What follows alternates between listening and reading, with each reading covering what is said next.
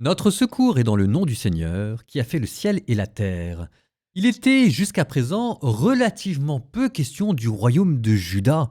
On en a parlé au début du premier livre des rois, avec Salomon et Roboam, et ensuite on est parti vers le nord, qui avait fait sécession avec les 10 tribus, puis on avait vu Akab, Élie, Élisée, et on a commencé à en reparler alors que la dynastie d'Akab était en train de mettre la main sur le royaume du sud, et voilà qu'avec Jéhu, les choses changent. Maintenant, nous tournons un œil résolu vers le royaume de Juda et Jérusalem.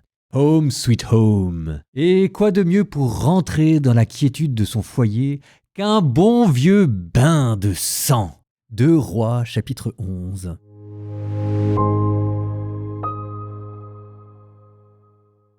Lorsqu'Athalie, mère d'Ocosias, apprit que son fils était mort, elle entreprit de faire périr toute la descendance royale.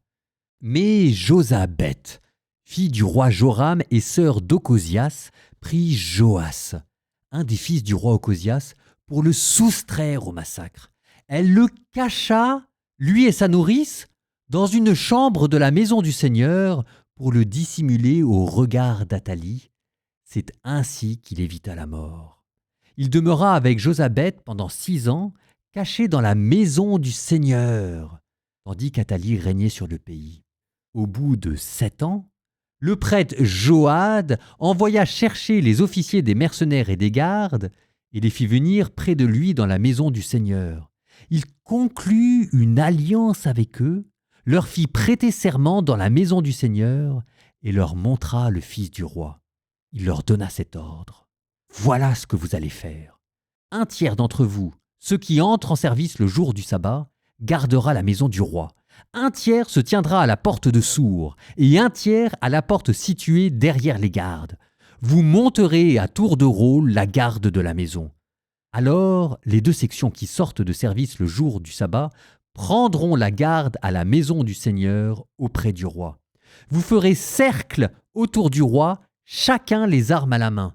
Celui qui forcera les rangs sera mis à mort, et vous accompagnerez le roi dans ses allées et venues. Les officiers exécutèrent tous les ordres du prêtre Joad. Chacun prit ses hommes, ceux qui entraient en service le jour du sabbat et ceux qui en sortaient ce jour-là, et tous rejoignirent le prêtre Joad. Ceux-ci leur remit les lances et les carquois du roi David qui étaient conservés dans la maison du Seigneur. Les gardes se postèrent, les armes à la main, devant l'autel, du côté sud et du côté nord de la maison, afin d'entourer le futur roi. Alors, Joad fit avancer le fils du roi, lui remit le diadème et la charte de l'alliance, et on le fit roi. On lui donna l'onction, on l'acclama en battant des mains et en criant « Vive le roi !» Athalie entendit cette clameur des gardes du peuple, et elle accourut vers le peuple à la maison du Seigneur. Et voilà ce qu'elle vit. Le roi, debout sur l'estrade, selon le rituel, auprès de lui les officiers et les trompettes, et tout le peuple du pays criant sa joie, tandis que les trompettes sonnaient. Alors elle déchira ses vêtements et s'écria « Trahison ! Trahison !» Le prêtre Joad donna cet ordre aux officiers. « Faites-la sortir de la maison à travers vos rangs. Si quelqu'un veut la suivre, frappez-le par l'épée. » En effet, le prêtre Joad avait interdit de la mettre à mort dans la maison du Seigneur. On mit la main sur elle, et elle arriva au palais par la porte des chevaux. C'est là qu'elle fut mise à mort. Joad conclut une alliance entre le Seigneur, le roi et le peuple.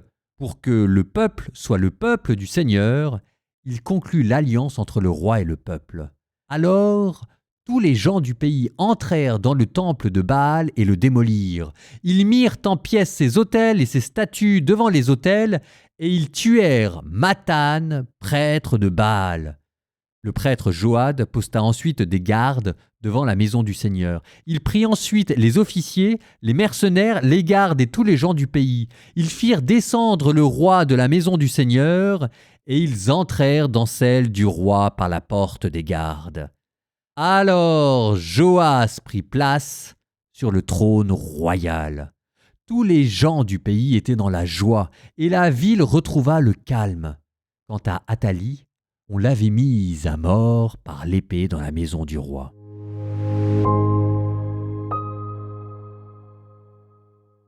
Ah, Athalie, ça, on l'aime pas, non. Et puis on peut même pas dire qu'elle est vraiment la classe de sa belle-sœur Jézabel.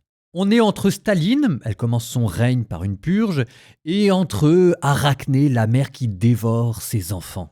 Bon, en même temps, on se dit quoi? On se dit que Athalie, c'était la dernière des Omrides, et que probablement, voyant tout le monde mourir, étranglé, tué, assassiné, massacré par Jéhu, elle se dit, réponse du berger à la bergère, si je ne m'y mets pas moi aussi, je risque d'y laisser ma vie. Mais y avait-il besoin pour cela de tuer ses propres enfants? Toujours est-il que vous voyez comment ce qui se passe au nord finit par influencer ce qui se passe au sud.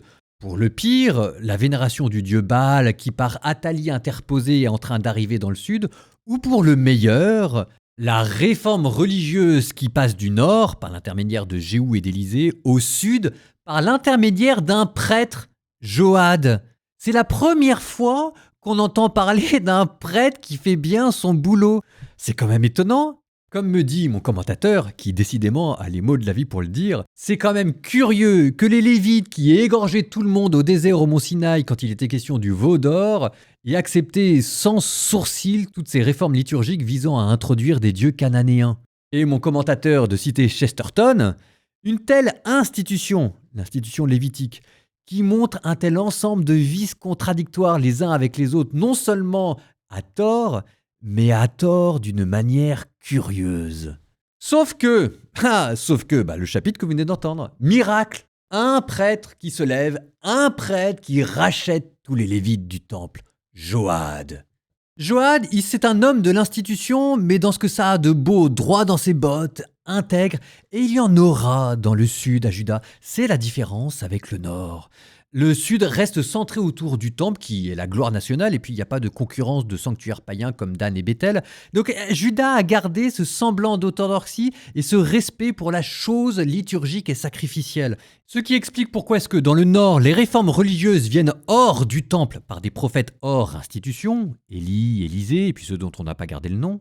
Et dans le sud, elles viendront du temple par des prêtres. Et des prêtres prophètes, il y en aura. Là, vous avez entendu le premier, Joad. Enfin, je vous rappelle que Jérémie, qu'on écoute à côté, est un prêtre. Un prêtre d'Anatote, un prêtre prophète, mais un prêtre. Peut-être aussi Isaïe. Il y en aura d'autres aussi, mais que je réserve pour la fin du deuxième livre des rois. Dans la religion catholique, si vous voulez, moi ça me fait penser à la différence avec Saint François, qu'on pourrait qualifier de prophète, et Saint Dominique, qui lui était un prêtre, un chanoine. Bon, moi je suis dominicain. D'ailleurs, ça me permet une remarque personnelle. Mais vous savez, les prêtres, on a vite fait de les critiquer parce qu'on voit en eux des fonctionnaires, des hommes de l'institution. Mais d'abord, rappelons que Dieu a voulu les institutions et qu'il y a de belles institutions, ce qui n'enlève pas qu'elles sont composées d'hommes pécheurs et qu'il peut y avoir des scandales à l'intérieur. Et des hommes de l'institution qui font du bon boulot, ça existe aussi. Vous savez, le modèle du grand fonctionnaire qui est dévoué au service public et qui est un homme intègre. Ça existe, et là vous en avez un, Joad. Et c'est pas tout, parce que quand vous en avez un, ça fait des miracles. Regardez la différence entre la réforme au nord et la réforme au sud. Au nord, il faut un bain de sang. Jéhu quand même a massacré le roi, les frères du roi, les 60... Enfin bon bref, il y a eu du sang, en veux-tu, en voilà, au point que Israël, le lieu du massacre, va devenir un lieu proverbial dans l'Ancien Testament. Tandis que dans le sud, c'est une opération chirurgicale. Il y a un seul mort, une seule morte d'ailleurs plus exactement, Athalie, et on a du mal à pleurer sur elle, vu comment elle a commencé par massacrer tous ses propres enfants. Au nord, révolution sanglante, coup d'état de l'armée. Au sud, révolution de palais non sanglante. Et ça, ce miracle, il est permis parce que vous avez eu un homme de l'institution qui a joué le rôle de l'institution. Et il n'aura pas fallu attendre toute l'œuvre d'Élysée pour mettre en place des communautés subversives. Là, c'est rapide et efficace. Là, il y a une leçon. Un prêtre qui joue le rôle de l'institution, c'est ça aussi. En tout cas, la conclusion, c'est que Jéhu au nord, Joad au sud, le mouvement prophétique et la réforme religieuse a maintenant pris le pouvoir. Si vous vouliez avoir un tournant dans le deuxième livre des rois, ne cherchez pas, c'est ici qu'il se trouve. Psaume 117. Alléluia. Rendez grâce au Seigneur, il est bon, éternel est son amour. Oui, que le dise Israël, éternel est son amour. Que le dise la maison d'Aaron, Éternel est son amour. Qu'ils le disent ceux qui craignent le Seigneur. Éternel est son amour. Dans mon angoisse, j'ai crié vers le Seigneur, et lui m'a exaucé, mis au large. Le Seigneur est pour moi, je ne crains pas. Que pourrait un homme contre moi? Le Seigneur est avec moi pour me défendre, et moi, je braverai mes ennemis. Mieux vaut s'appuyer sur le Seigneur que de compter sur les hommes. Mieux vaut s'appuyer sur le Seigneur que de compter sur les puissants. Toutes les nations m'ont encerclé. Au nom du Seigneur, je les détruis. Elles m'ont cerné, encerclé. Au nom du Seigneur, je les détruis. Elles m'ont cerné comme des guêpes. Ce n'était qu'un feu de ronces. Au nom du Seigneur, je les détruis. On m'a poussé, bousculé pour m'abattre. Mais le Seigneur m'a défendu. Ma force et mon chant, c'est le Seigneur. Il est pour moi le salut. Clameur de joie et de victoire sous les tentes des justes. Le bras du Seigneur est fort, le bras du Seigneur se lève, le bras du Seigneur est fort. Non, je ne mourrai pas, je vivrai, pour annoncer les actions du Seigneur. Il m'a frappé, le Seigneur, il m'a frappé, mais sans me livrer à la mort. Ouvrez-moi les portes de justice, j'entrerai, je rendrai grâce au Seigneur. C'est ici la porte du Seigneur, qu'ils entrent les justes. Je te rends grâce car tu m'as exaucé, tu es pour moi le salut. La pierre qu'ont rejetée les bâtisseurs est devenue la pierre d'angle. C'est là l'œuvre du Seigneur, la merveille devant nos yeux. Voici le jour que fit le Seigneur, qu'il soit pour nous jour de fête et de joie. Donne, Seigneur, donne le salut. Donne, Seigneur, donne la victoire. Béni soit au nom du Seigneur, celui qui vient. De la maison du Seigneur, nous vous bénissons. Dieu le Seigneur nous illumine. Rameaux en main, formez vos cortèges jusqu'auprès de l'autel. Tu es mon Dieu, je te rends grâce. Mon Dieu, je t'exalte. Rendez grâce au Seigneur, il est bon. Éternel est son amour.